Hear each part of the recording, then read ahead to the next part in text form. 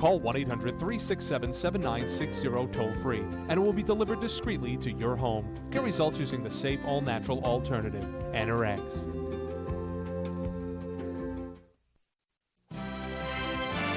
This is CNN.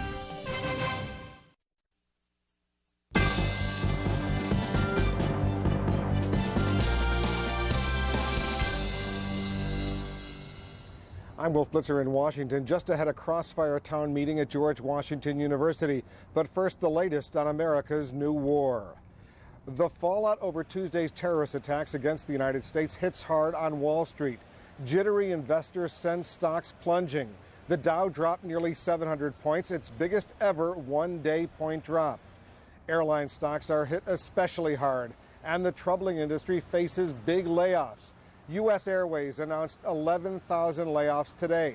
Continental already has announced 12,000 layoffs, and other major carriers are expected to follow suit. Experts say a fear of flying is playing a role in the airline's troubles. President Bush received a rousing welcome at the Pentagon today. He was there to attend a meeting with defense officials. Mr. Bush reiterated that Osama bin Laden is the prime suspect in Tuesday's terrorist attacks, and the president says he wants justice. And in Afghanistan, a Pakistani delegation delivers a stark ultimatum from the United States. Hand over Osama bin Laden or expect to be attacked. Afghanistan's Taliban leaders plan to convene an Islamic Council tomorrow to determine what, if anything, to do with bin Laden. America's favorite pastime, meanwhile, is back in full swing. In just a few minutes, the first pitch in Philadelphia, the U.S. cradle of liberty, where the Phillies host the Atlanta Braves. It's one of the first games being played tonight since last week's terrorist attacks. Let's listen in to some of the pre-game ceremonies now underway in Philadelphia. Comfortable with dealing with all that. We have the unenviable task of being the first sporting event that's going to be played in New York City. So here we are in Pittsburgh. There's a lot on our plate right now on an emotional level that we're trying to sift through and deal with. But hopefully these 4 days here in Philadelphia will give us an opportunity to kind of get back into the routine and figure out exactly what changes, if any, are going to be made and give us some time to think about. All right, let's go to Pittsburgh, where the New York Mets are playing the Pittsburgh Pirates. You can see the stadium in Pittsburgh, where they're getting ready for some pre-game activities. Most of the players are wearing symbols of the terrorist actions last week. Fire department symbols, American flags all over the stadium. One of the things you'll see tonight, the I Love New York pins, which are being worn by many of the Pittsburgh Pirates staff. And as many of our baseball fans know, that this game was originally scheduled to be played in New York tonight, but it was moved to Pittsburgh because of the disaster in New York City. O God of all nations, creator and upholder of every person on earth, accept this prayer from our many hearts now joined as one. In this time of loss and atrocity in our country, we seek the help, the strength, and the understanding that only you can give. In sorrow, we remember the lives of so many of our fellow citizens who perished in the cruel violence that overtook New York City, Washington, D.C., and our own nearby Somerset County. We know that you love them and that you hold them in the palm of your hand. In amazement and gratitude, we are also united and mindful of the countless generosity and brave men and women who are giving of themselves in the emergency response to this calamity. Keep them from all harm and be their special strength in their difficult work. In our grave circumstances, we seek your deepest wisdom to guide our leaders in the response that our nation must make. Point out the path that will really lead to a world of security peace, happiness for all. May we never be so overwhelmed by evil that we become less than we are called to be. May we always be guided by love and respect. And finally, Lord, be near to all the families and communities in this Pittsburgh area to fill our hearts with hope, generosity, and mutual respect. We honor you, God of goodness, who lives and reigns forever and ever. Would you please remain standing for a moment of silence?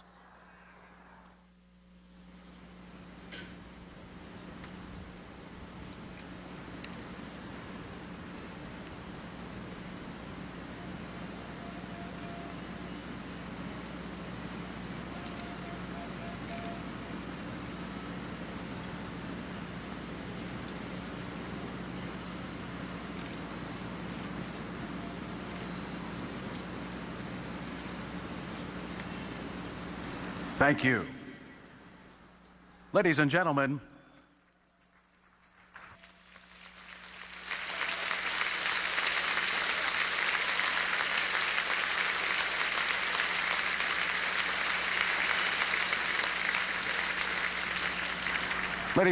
we ask that you remain standing. Presenting the colors are officers from the State Correctional Institute at Pittsburgh. And to honor America with our national anthem and God Bless America, we ask that everyone join in the singing as Staff Sergeant Brenton Black and Master Sergeant Kathleen Snow, both of the Air Force Reserve 911 Airlift Wing, lead us first with the Star-Spangled Banner.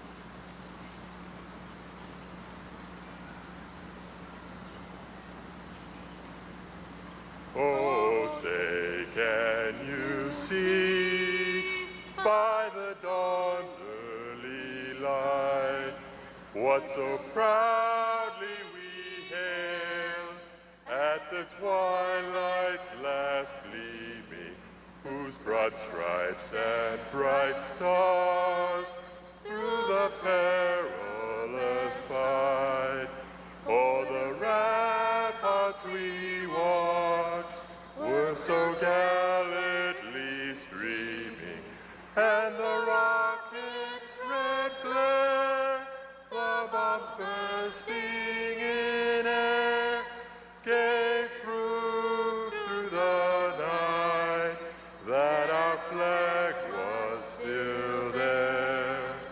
Oh, say does that star-spangled banner yet wave o'er the land of the free and the home of the brave?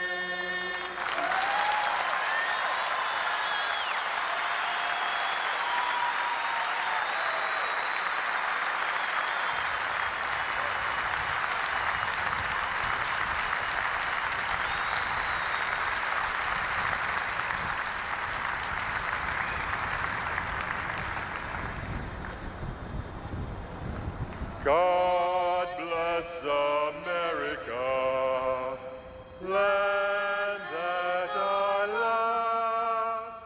Stand beside her and guide her through the night with a light from above.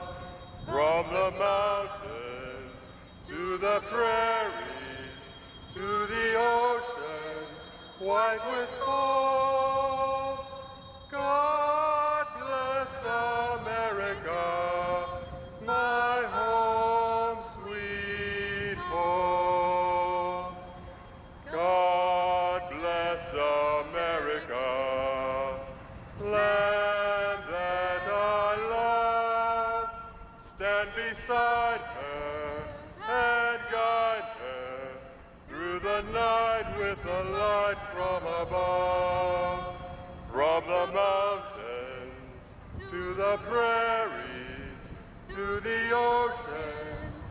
bright with hope.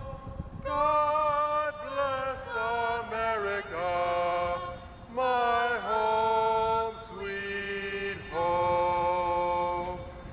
God bless America, my home, sweet home.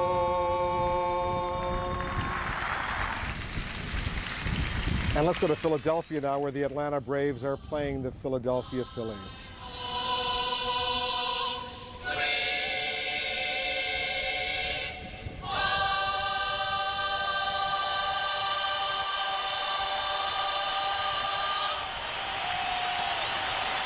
Ladies and gentlemen, please remain standing and help us to continue to honor the United States of America. Please join the Valley Forge Chorus under the direction of Gene Bender in singing our national anthem. Oh, say can you see by the dawn's early light what so proudly we hailed at the twilight's last gleaming, whose broad stripes and bright stars through the perilous fight o'er the ramparts we watched were so gallantly streaming, and the rocket's red glare, the bombs bursting in air, gave proof through the night that our flag was still there. Oh, say does that star-spangled banner yet wave o'er the land of the free and the home of the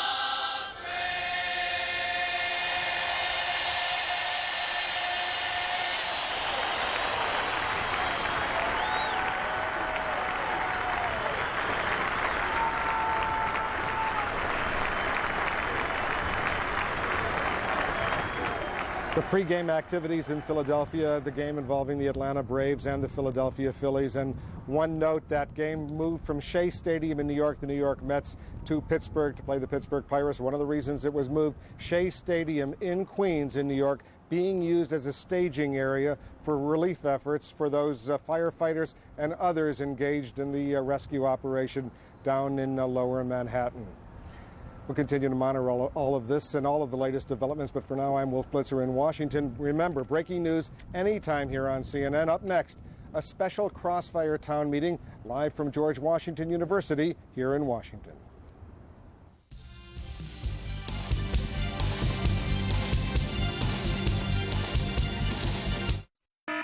Have you gotten yourself into too much credit card debt? You may be able to point and click your way out with a second mortgage from Ditech.com. Whether you have equity or no equity, Ditech has a second mortgage with a no closing cost option that may help lower your monthly payments. Why pay minimum monthly payments when you can pay off your high interest debt with a second mortgage from Ditech.com? For fast, friendly service, apply online or call us at 1-800-71-FIX now.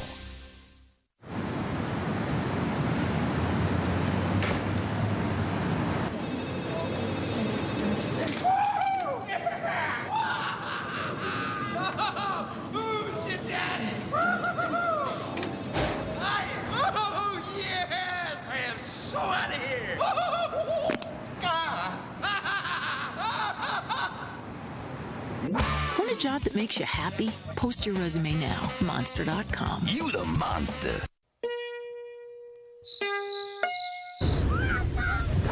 Point. Shoot. Create. The HP Pavilion 7970 with the Intel Pentium 4 processor. How will you use it?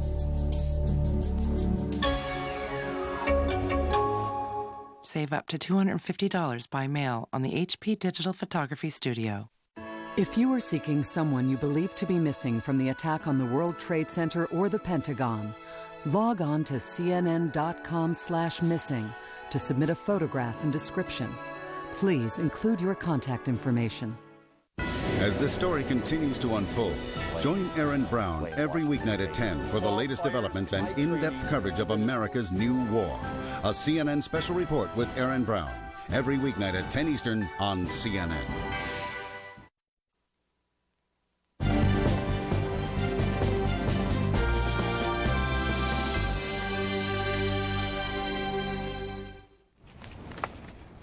Welcome to this special Crossfire Town Meeting live from the campus of the George Washington University in downtown Washington, D.C.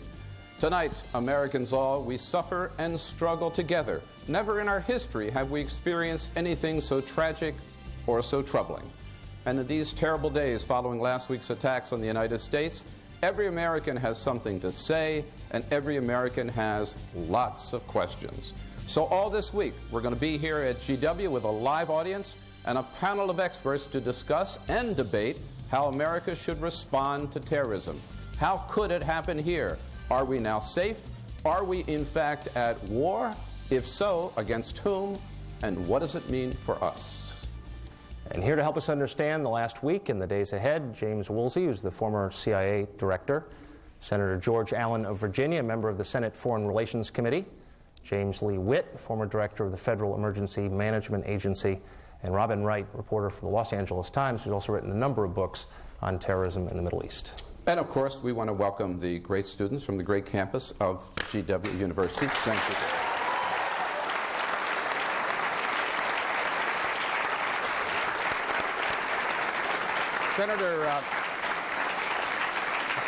Senator Allen, I want to ask you the question I think that every American wants to know. We are the greatest nation on earth. We are the most powerful nation on earth. We have the biggest military with the biggest weapons, and yet 19 men were able to penetrate this country, take over 4 airplanes, destroy some of our major institutions, kill maybe 5,000 Americans, and bring this country to a halt. How could that ever happen without our not knowing anything about it? Well, it did. I think that our intelligence agencies, international, had some ideas that and had threats, knew about it. I think some of these ideas and threats were known. They weren't acted on. I don't think anybody even imagined, though, something like this happening. There have been threats over many, many years. Clearly, we've been violated. We're not impervious to these attacks. We thought suicide bombings were something that happened maybe in Israel or happened in Europe, but it's happened here, and no one had ever contemplated such a vicious, callous, heartless attack on innocent, unarmed people. And so we've learned from it. I don't blame our intelligence agencies or our law enforcement agencies. They all do the best job they can. We need to learn from it, learn how we can prevent this from occurring again. Insofar as airlines are concerned, we need to make sure that no airplane ever gets taken over again and used as a missile. Our pilots need to be made more safe in the cockpit. It needs to be like a vault. No one can get in. We ought to use technology where there's a button where if there's an attack or something amiss, that gives a signal to FAA and they just automatically fly that plane and land it. And there are things we need to learn from it, but I think there's a great unity, a great coalescing, and a resolve to make this country safer, but also stick to our principles and our liberties, and also seek justice. And the justice needs to be sure, and it needs to be very swift and severe. Now, Mr. Woolsey, if, as the Senator said, we're going to learn from this, we have to know how it happened. Now, 2 of the suspected terrorists, the hijackers, apparently were on a list of suspected terrorists, and yet they moved freely around the country on valid visas, apparently. They bought tickets in their own names for these flights. Specifically, where did the chain of intelligence and law enforcement break here? It's hard to say on different things that happened in different ways. Some of these people got into the country on visas. The State Department people who process visas are few in number and overworked. People do get in. The blind Sheikh Omar, got into the United States on a visa when he shouldn't have some years ago, who was involved in the bombings in New York in the early 90s. The CIA picked up something about 2 of these men meeting with someone related to bin Laden, and that information went through the system, but is winding its way through the law enforcement system. It never got to the right people at the right time. The CIA was operating under some constraints overseas that I think were unwisely imposed in 1995 by the Clinton administration, and I hope some of those are going to get fixed. The FBI's guidelines are confusing and vague. We said last year on a terrorism commission I was on, those need to have been scrubbed and changed, and they were not. Airport security was lax. The fighter aircraft that were to defend the country itself, there were only 20 of them on alert in the whole country, and none was really close to Washington or New York. There are a lot of things that different parts of the government were not looking at and not doing that if anyone had foreseen this certainly would have been done differently. Robin Wright, you've written one of the best books on terrorism, Sacred Rage. You were in Afghanistan last year. You know sort of inside the terrorist mind. These 19 men were not alone. There must be others in this country. They're not finished with their war against the United States yet. What could we expect next? Where do they go next? Well, one of the things that's most difficult in this war of terrorism that we've launched is the fact that they're not just in the United States, but they're in 35 countries, including several that are allies of the United States. So it's a war that unlike anything we've waged in the past, really has no front line. It's a war fighting in the shadows, wondering about the people next to us. Yes, they probably do have operatives and sympathizers still in this country. They are the product of two different phenomena. One is the emergence of this hatred of the United States for its involvement in its policies in the Middle East. But at a broader level, they've emerged because most of the Muslim world, the largest bloc being in the Arab world, is also the last bloc of countries to hold out against democracy. And in the frustration over the last 25 years as the rest of the world has moved toward democracy and freedoms, these countries haven't. And as a result, people have turned, because all opposition is exiled or imprisoned or banned, to Islam because it's the only alternative. And so you have the emergence of a political movement that then moves into a political extreme. That's the background. I agree with you. But what could we expect next as Americans? What should we be on our guard against? More planes used as suicide bombings? Or where do you think they go next in this war? Having covered terrorism for 20 years in Beirut and other places, it's quite clear that they have, in every juncture, outsmarted us. And if you're trying to figure out what are the options out there, there are obviously concerns that everyone's expressed for the last decade, the U.S. intelligence community, and chemical and biological weapons. Those are things. But I would be very surprised to see the use of aviation again. The lockdown we will have on pilots, airports, will make it very difficult for them to act, and they'll look for alternatives. But, Mr. Witt, let's suppose that they did act. Let's, for the sake of argument, let's say that terrorists did somehow introduce a biological or chemical agent into a city, anthrax, something horrible like that. You were head of FEMA for many years, obviously an agency that responds to disasters like that. Were they to occur, how ready is the United States for a biological or chemical attack? Well, Tucker, I think they're as ready as they can be as far as planning and implementing the plan. But the problem that we face here in the United States is that you have the first responders, the firefighters, the police officers at the local level who are the frontline defense in an event like this. And Congress last year gave FEMA $100 million to provide grants to local fire departments to bring them up to a little bit higher level. But you know what the request was, the need was? $3 billion. So there's got to be some funding and there's got to be some equipping of these first responders that's on the front line. And yet you say that if there were a biological or chemical attack tomorrow, you think the United States is fairly well prepared to deal with it? We have the plan and we have exercised the plan, but we're still not equipped to respond to that type of event. I want to remind our panelists to signal to us anytime you want to add something that any one of the other panelists has to say. But I'm going to come to you, Jim Woolsey. Are we at war? Is this a war that we have launched? And if so, yes or no, and against whom? It was launched against us, and yes, I think we have effectively, Congress is not in so many words, but effectively declared that we are at war. But unlike the morning of December 7th, 1941, when you could look at the red suns on the wings of the Japanese aircraft and tell who you were at war with, now you really can't. There's strong indications that Osama bin Laden's organization was involved with this. Perhaps other terrorist groups in his ambit are affiliated. I retain some suspicions that there may have been some state intelligence services involved. Certainly Afghanistan, not having an intelligence service, but Afghanistan's giving aid to bin Laden by letting him stay there. But one, I think, wants to at least look at the possibility that states such as Iraq over the years may have been involved in some of these acts against us. But the government, the U.S. government really doesn't know yet, and one of the first things to do is to go back over earlier terrorist incidents, look at everything carefully with a fine-tooth comb, and see how we can get it sorted out. There may be more involved here than just a single terrorist group. Well, I think most indications are that there's more than just one. The aid and comfort, the financing, the harboring, the assistance is more than just one country. And I am confident as this is all being recreated, even the evidence that we've seen that has been declassified, that's been on CNN, where you know all this information about these 19 individuals, it's all getting tracked back to a variety of places. But that's where this war is going to have to be fought.